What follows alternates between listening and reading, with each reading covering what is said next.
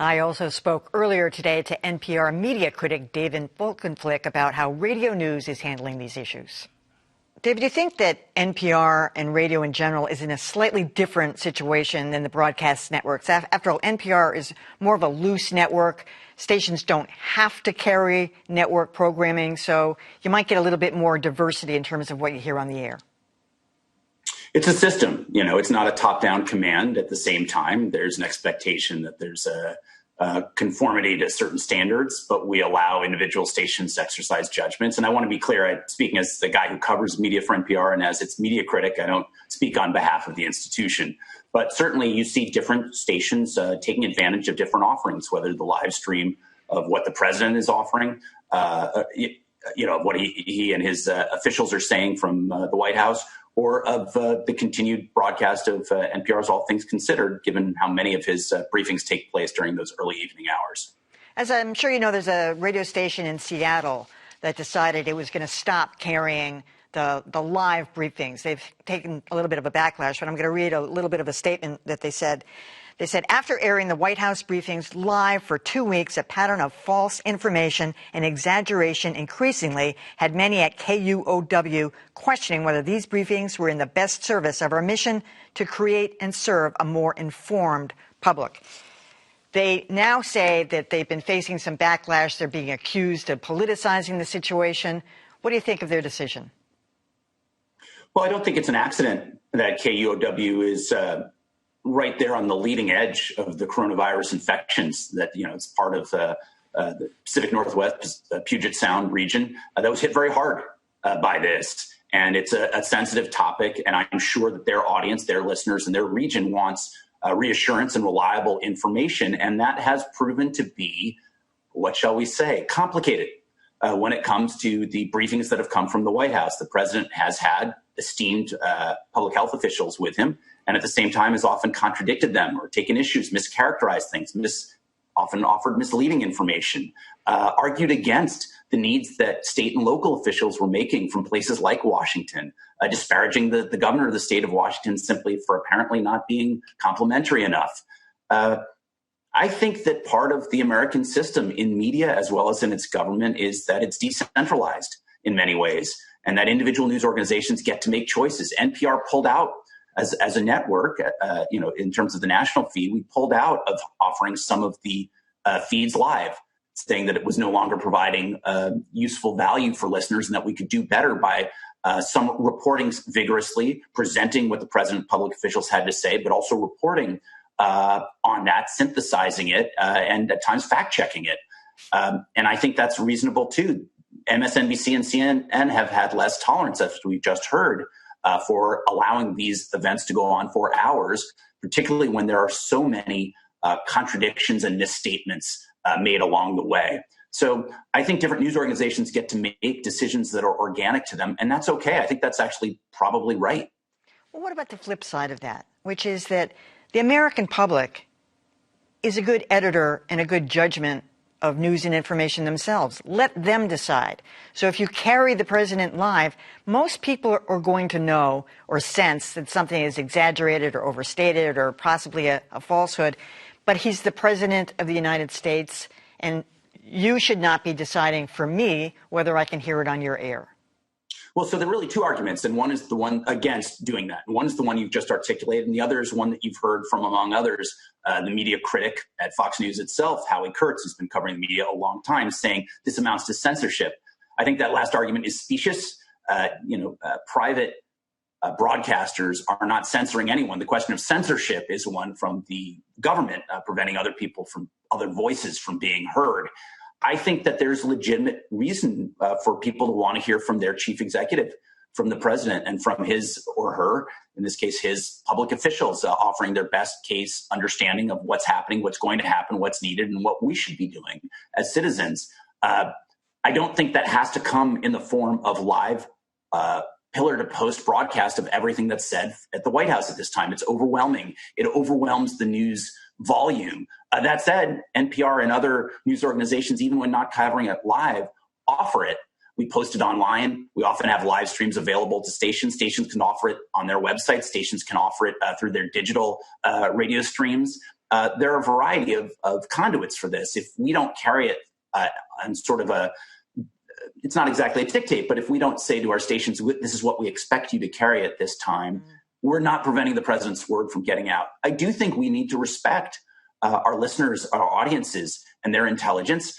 But part of doing that is not simply saying unmediated, this is what powerful people are saying, and therefore there you go, but also surrounding it with vigorous reporting, tough analysis, and not simply on the politics and not simply on the optics, but on the science, the public health, what's happening, what's likely to happen, and what our best understanding of the facts are that we can present. We are not simply a bullhorn, even though at this time, allowing public leaders to communicate to the public and its citizens that they govern and serve is more important than ever. But right now we have a challenge on our hands. You've got a different kind of leader than Ronald Reagan or FDR, or for that matter, George W. Bush after 9/11.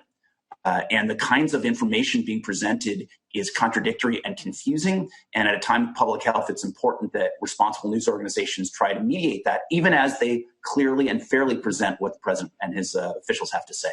All right. David Folkenflik from NPR. Thank you so much. You bet. Joining me now by both Skype and Zoom from their various places of refuge are WGBH's Adam Reilly and Jon Keller of WBZ. You know, one thing that David Folkenflik touched on, and that is that the White House has strategically made sure that these press briefings take place at a time when network newscasts are starting, or like afternoon programming is at its peak. And they're going long, like an hour and a half. Yeah, I mean, it's a way for the president to establish his broadcast dominance, which we know is something he's always been very attuned to. I want to underscore a point that David Folkenflik, I think, touched on toward the end of his comments. The most important thing that we can do for the people who consume our news at this point in time is give them tools that will help them stay safe and help them keep their communities safe. And the information that the president is providing, in many cases, not only doesn't further that cause, it is actually actively detrimental to it. It is hazardous to public health. And I think of this in Hippocratic terms, the way physicians often do. We don't want to do harm, which doesn't mean don't cover what the president said. But I don't think it needs to be covered in real time. I think you can provide a digest of his comments and then point out the ways in which those comments deviate from what we probably should be doing right now. And I think that's the way to go. Jon. Yeah.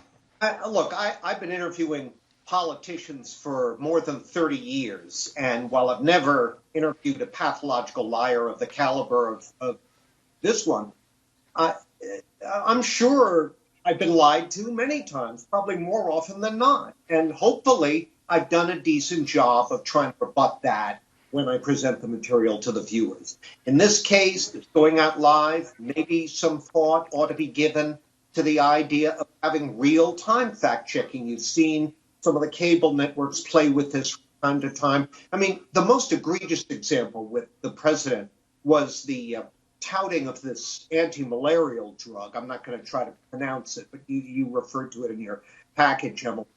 That is actually can easily be misused, apparently led to the death of someone who responded to the president's praise of it by trying to take it. So maybe a lower third crawl that says, hey, a moment ago, the president mentioned this drug. Be warned that this is unproven and needs to be taken with a doctor's consultation. So that might be one way to go. But otherwise, I agree with what's been said here. We have to treat the viewers like grown-ups, give them the information, but supplement it with other reporting that Jon, goes beyond suffering. One of the other issues that's come up is that people are, arguing that paywalls should come down, that we should have access to every bit of information, whether it's the Wall Street Journal or a little local community newspaper, or even the Cape Cod Times, if you live out there, that you shouldn't have to subscribe to get that kind of information. What's your take on that? Hey, not at the expense of destroying news organizations. I mean, the Boston Globe's taken a lot of heat for keeping much, not all of its material behind the paywall, but their whole business model these days relies on that paywall. So I think that's a decision that individual news organizations have to make within the context of their own survival. There's plenty of places for people to get the basic information they need. Yeah, Emily, I agree with John. There's a million good sources out there, and it doesn't take a ton of work to find them. You can do it if you're motivated. And complaints about paywalls, purportedly having an obligation to be removed, are also coming at a time that we're seeing a whole bunch of local journalists lose their jobs. So if an organization decides it's something that they can handle doing, that's their call. I think I've read that some organizations, The Atlantic, for example, have actually seen an uptick in subscriptions because they have dropped their paywalls or as they've dropped their paywalls. So maybe there's a benefit there.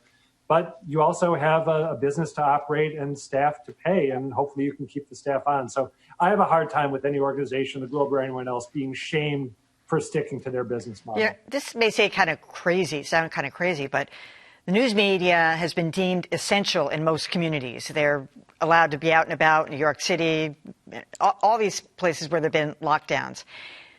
Should they qualify for some kind of a bailout? Some of these smaller community outlets that, maybe not the New York Times or some of the big outlets, but is that a crazy notion that they should be eligible for that? John, you want me to take a crack at this? Yeah, go ahead. I think I am very leery, and this is I want to recognize easy for me to say because we have the benefit of working at WGBH, which fortunately is on firm financial footing. So I don't want to sound cavalier here, but I am concerned about the implications of government money being directed to the very organizations that are supposed to critically assess the government. If there was a way to do it in a bipartisan fashion where there was not then a attendant expectation of positive coverage down the road, that might be worth considering. But we have to maintain our independence, I think, at a time like this more than ever before. If Congress wants to address this matter and they think it's serious, maybe they could come up with some form of tax credit for people who donate to organizations or for foundations. Form the model that Professor Dan Kennedy's been studying, where foundations take over a news organization. Maybe there's some way to do it there, but I share Adam's concern about direct government funding of government critics.